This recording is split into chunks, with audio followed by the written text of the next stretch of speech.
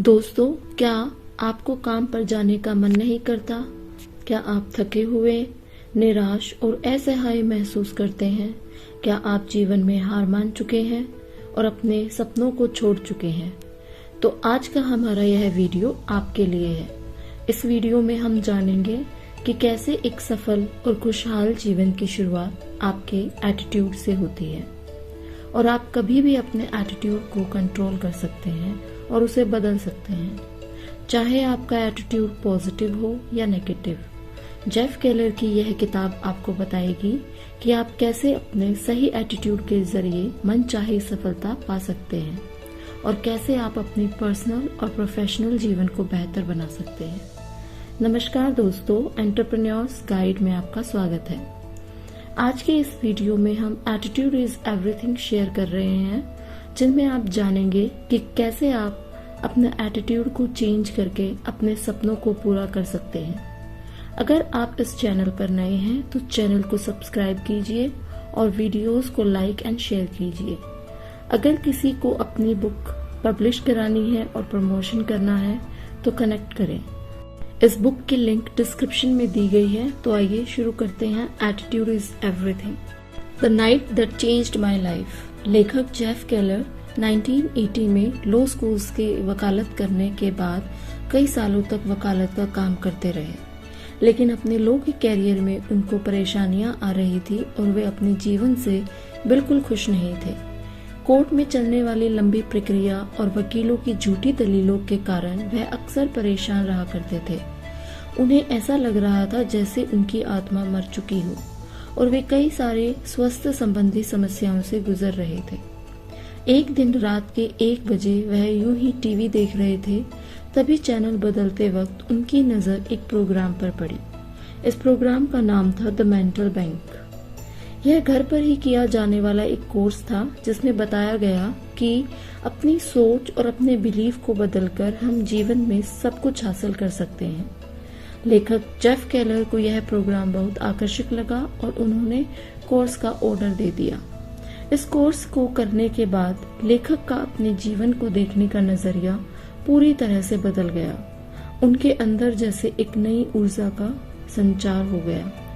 उन्होंने Napoleon Hill, Norman Vincent और Robert Schuler जैसे लेखकों की ढेरों किताबें पढ़ डाली। इस नए नजरिए का लेखक के जीवन पर बहुत ही गहरा प्रभाव पड़ा। इन किताबों से प्रभावित होकर उन्होंने एटीट्यूड और मोटिवेशनल सिद्धांतों के ऊपर कई सालों तक रिसर्च किया और इन सिद्धांतों को अपने जीवन में उतारा। इसके बाद उन्होंने अपने लॉ के करियर को छोड़कर एक मोटिवेशनल स्पीकर बनने का फैसला किया और अपने जीवन में सब कुछ हासिल किया जो वह हमेशा से पाना चाहते थे। First, your attitude is your window to the world. अपना एटीट्यूड एक मेंटल फिल्टर की तरह काम करता है, जिसकी मदद से आप इस जीवन और दुनिया को अनुभव करते हैं। कुछ लोग पॉजिटिव नजरिए से दुनिया को देखते हैं तो वहीं कुछ लोग नेगेटिव नजरिए से दुनिया को देखते हैं। पॉजिटिव एटीट्यूड वाले लोग ऐसा सोचते हैं कि हाँ, मैं यह काम कर सकता हूँ। वहीं नेगेटिव एटीट्यूड वाले लोग सोचते हैं नहीं, मैं यह काम नहीं कर सकता। लेखक मार्क और हेनरी नाम के 2 लोगों की कहानी के जरिए हमें पॉजिटिव और नेगेटिव एटीट्यूड का उदाहरण देते हैं। मार्क लंच टाइम में एक रेस्टोरेंट में जाता है और उसके कुछ मिनट बाद हेनरी भी उसी रेस्टोरेंट में जाता है। दोनों एक ही टेबल पर बैठते हैं। वेटर एक ही समय पर मार्क और हेनरी का ऑर्डर लेता है और एक ही साथ उन दोनों को खाना भी सर्व करता है। दोनों लोगों ने अपने खाने के एक ही समान इंतजार किया, लेकिन मार्क ने अपना लंच बहुत एंजॉय किया और वह खुशी खुशी अपने काम पर लौट गया। वहीं हेनरी अपने नेगेटिव एटीट्यूड के चलते खाना मिलने में देरी होने के कारण बहुत नाराज और परेशान था। हमारा एटीट्यूड एक खिड़की के जैसा होता है जो कि बचपन में बिल्कुल साफ होता है, लेकिन जैसे जैसे हम बड़े होते जाते हैं इस खिड़की पर धूल जमती जाती है।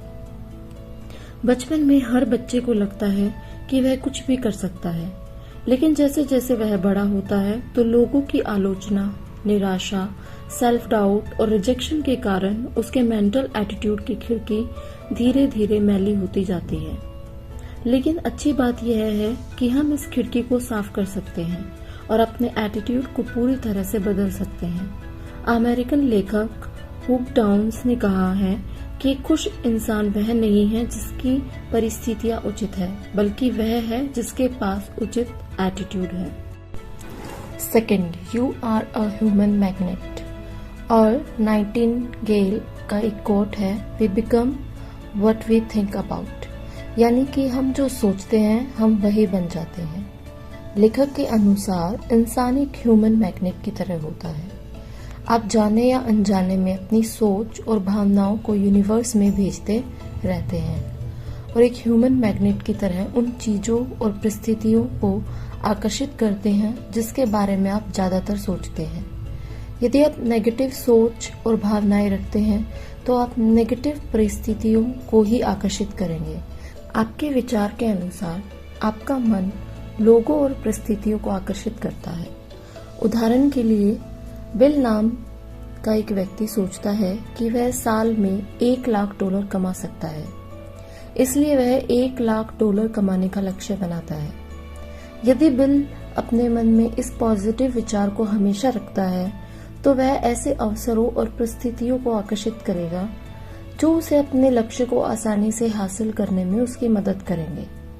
लेकिन यदि बिल अपने मन में यह नेगेटिव विचार रखता है कि वह साल में $1,00,000 नहीं कमा सकता, तो वह कभी भी अपने लक्ष्य को प्राप्त नहीं कर पाएगा। लेखक का कहना है कि आपके पुराने विचार ही आपको वहां तक लाए हैं जहां आप आज हैं, और आपके विचार ही यह सुनिश्चित करेंगे कि आप भविष्य में क्या करेंगे। प्राचीन रोमन कवि वर्जिल का कहना था कि लोग कोई भी काम तभी कर सकते हैं जब वह ऐसा सोचते हैं कि वह ऐसा कर सकते हैं। Third, picture your way to success. Singer Celine Dion से जब एक इंटरव्यू में पूछा गया कि क्या उन्होंने कभी सोचा था कि वह एक मशहूर सिंगर बनेंगी और हजारों लोग उनका कॉन्सर्ट देखने आएंगे, सिंगर सीलीन डियोन ने कहा कि इसमें से कोई भी बात उन्हें आश्चर्यजनक नहीं लगती है, क्योंकि वह 5 वर्ष की उम्र से ही अपने मन में इस प्रकार के चित्र बना रही थी। सपनों को हकीकत में बदलने के लिए विजुअलाइजेशन की प्रक्रिया बहुत कारगर होती है। दुर्भाग्यवश हम में से ज्यादातर लोग अपने मन में नेगेटिव चीजों और परिस्थितियों का चित्र बनाते रहते हैं, जिससे हमारे जीवन में दुख और परेशानियां आती हैं। विजुअलाइजेशन वह प्रक्रिया है जिसकी सहायता से हम अपनी मनचाही चीजों का चित्र अपने मन में बनाते हैं। इस प्रक्रिया की मदद से आप यह निर्धारित कर सकते हैं कि आप किस प्रकार के संबंध चाहते हैं, आप जीवन में कितनी सफलता पाना चाहते हैं और कितने पैसे कमाना चाहते हैं। 1990 में कॉमेडियन जिम कैरी जब एक साधारण इंसान थे, तब उन्होंने अपने नाम $10 मिलियन का एक चेक लिखा और यह सुनिश्चित किया कि 5 साल के अंदर अपनी एक्टिंग के जरिए वह यह पैसा कमा लेंगे। जिम कैरी हमेशा इस चेक को देखकर यह विजुअलाइज किया करते थे कि उन्होंने अपना लक्ष्य प्राप्त कर लिया है और इस चेक में लिखी धनराशि उनके पास है। 1994 जिम कैरी की फिल्म डम डम्बर रिलीज हुई और उन्होंने अपनी एक्टिंग के लिए $10 मिलियन का एक चेक मिला। विजुअलाइजेशन की प्रक्रिया आपके सफलता की राह को और आसान बना देता है। Fourth, make a commitment and you will move mountains. लेखक के अनुसार जो लोग अपने लक्ष्य के प्रति पूरी तरह से कमिटेड अर्थात समर्पित रहते हैं, उनके लिए सफलता के दरवाजे अपने आप खुल जाते हैं। उदाहरण के लिए डेविड बैल्सी एक बहुत बड़े उपन्यासकार बनना चाहते थे, लेकिन उनके पास लिखने का कोई खास अनुभव और कुशलता नहीं थी। शुरुआत के कई वर्षों तक वह एक नॉवल भी पूरा नहीं कर पाए थे। वह हर दिन सुबह होने के साथ ही लिखना शुरू कर देते थे और अपनी लिखने की कुशलता को बढ़ाने की कोशिश करते थे। उन्होंने 10 वर्षों तक प्रयास किया और कुछ नॉवल लिख डाले, लेकिन इन सब से वह एक पैसा भी नहीं कमा पाए। लेकिन 1996 में उनके एक नॉवल के ऊपर एब्सोल्यूट पावर नाम की एक फिल्म बनी, जिसके लिए उन्हें लाखों डॉलर की धनराशि प्राप्त हुई। लेखक जेफ केलर कहते हैं कि हमें अपने लक्ष्य को नहीं भूलना चाहिए और उसके प्रति पूरी तरह से समर्पित रहना चाहिए। 5th, turn your problems into opportunities.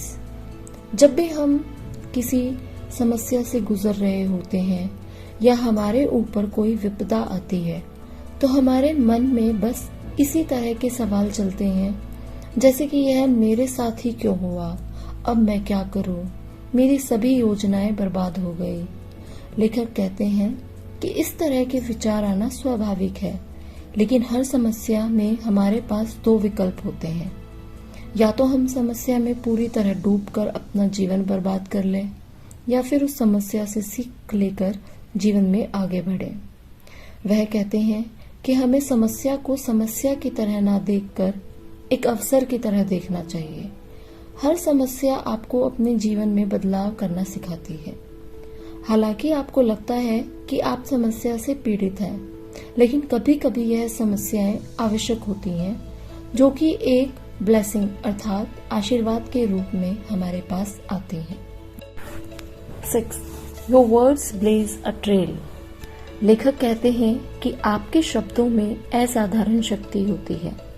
आपके शब्द आपका भविष्य उज्जवल भी बना सकते हैं और आपके जीवन को बर्बाद भी कर सकते हैं। वे कहते हैं कि हमारे शब्दों से ही हमारे बिलीव्स बनते हैं और बिलीव्स ही हमारे जीवन को संचालित करते हैं।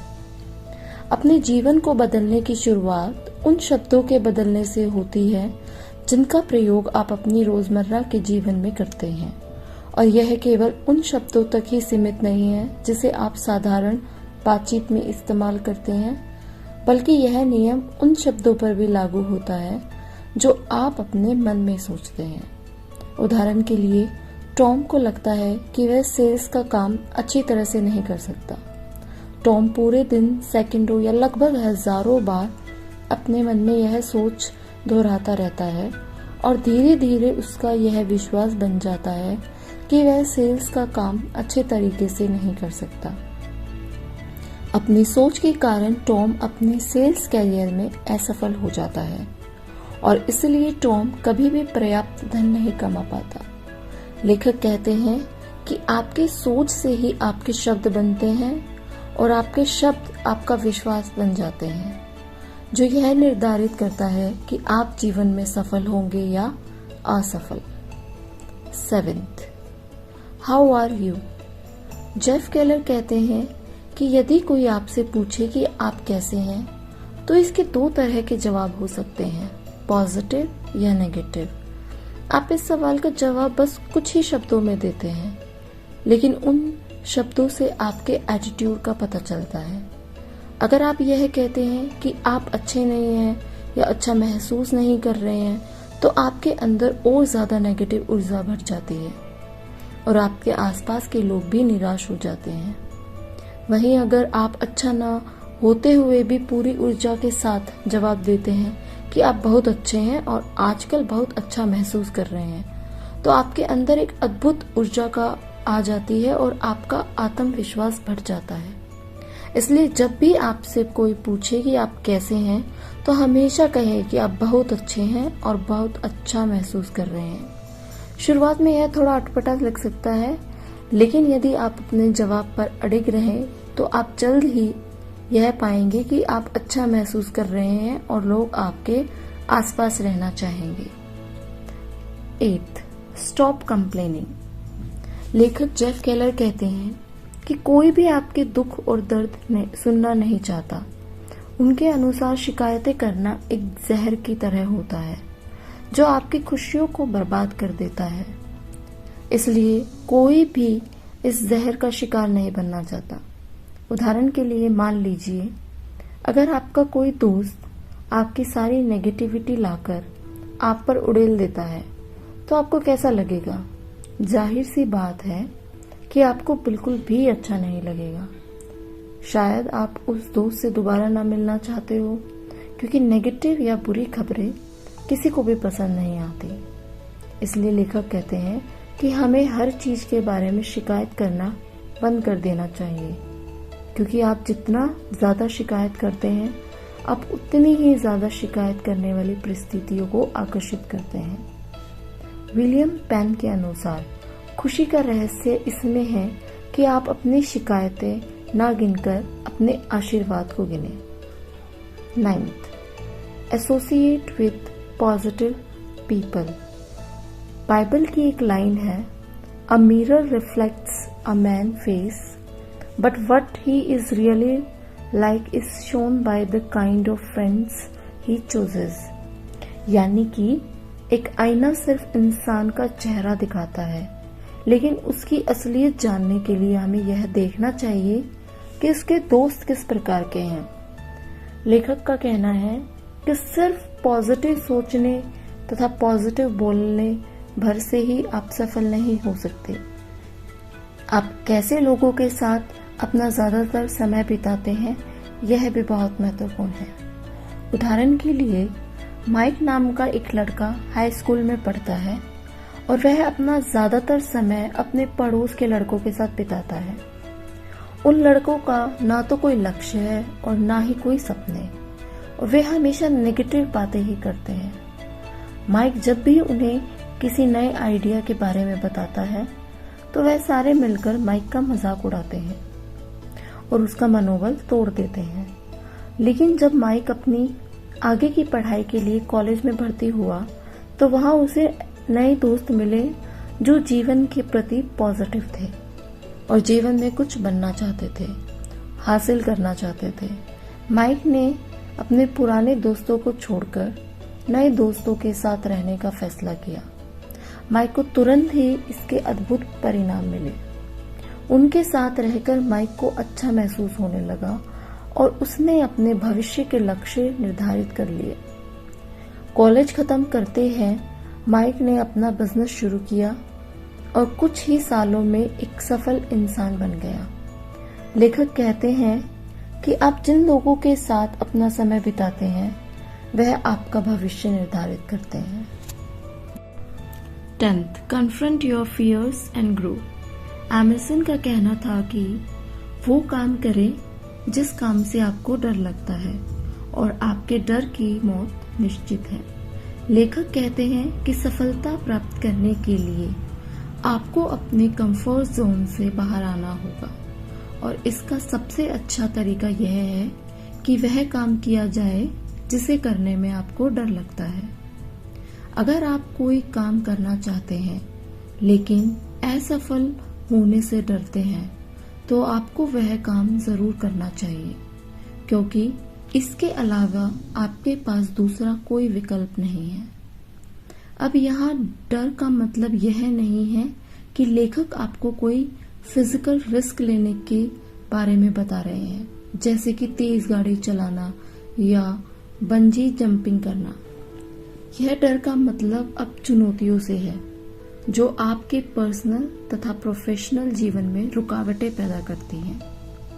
वह चीजें जो आपको डराते हैं और आपको आगे बढ़ने से रोकते हैं, लेकिन अपने अंदर आप यह जानते हैं जीवन में सफल होने के लिए इन चीजों को करना आवश्यक है। 11th, get out there and fail.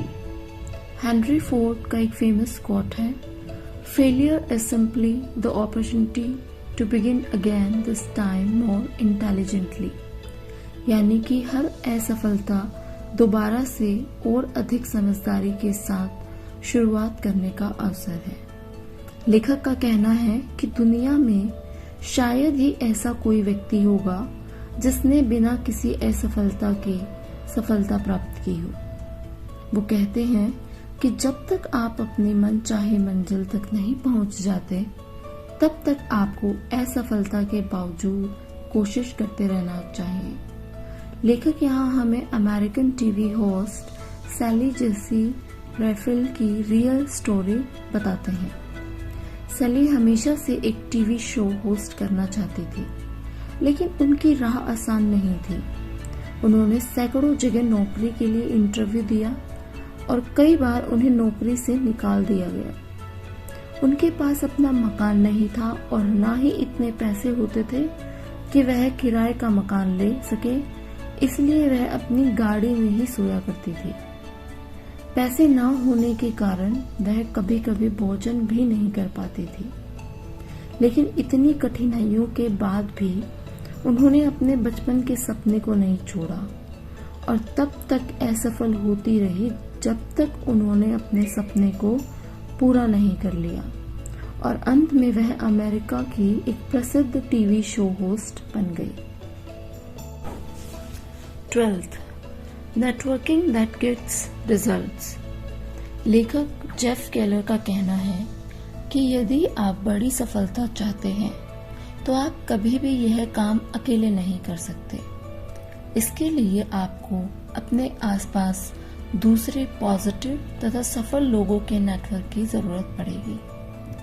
आपको एक ऐसी टीम बनानी होगी जो आपकी सफलता को कई गुना तक बढ़ा दे और यह तभी संभव है जब दूसरे लोग आपसे जुड़ना चाहते हो। दूसरों से अच्छे संबंध बनाने का तथा उनके साथ जुड़ने का सबसे अच्छा तरीका यह है कि आप लोगों की बात को ध्यान से सुने और उनकी समस्याओं को सुलझाएं। छोटे छोटे उपलब्धियों पर भी लोगों की तारीफ करें और अपने साथ साथ सामने वाले के फायदे के बारे में भी सोचें। तो दोस्तों, आपको यह समरी कैसी लगी ये कमेंट में बताइए और अगली कौन से बुक समरी चाहिए ये भी सजेस्ट करें। Thank you guys. उम्मीद है आपको ये वीडियो पसंद आई होगी। आपने अब तक हमारे चैनल को सब्सक्राइब नहीं किया है तो इमीडिएटली चैनल को सब्सक्राइब करें और वीडियो को इमीडिएटली लाइक और कमेंट भी कर दें। जल्दी मिलेंगे और भी बेहतर वीडियो के साथ। Thank you so much.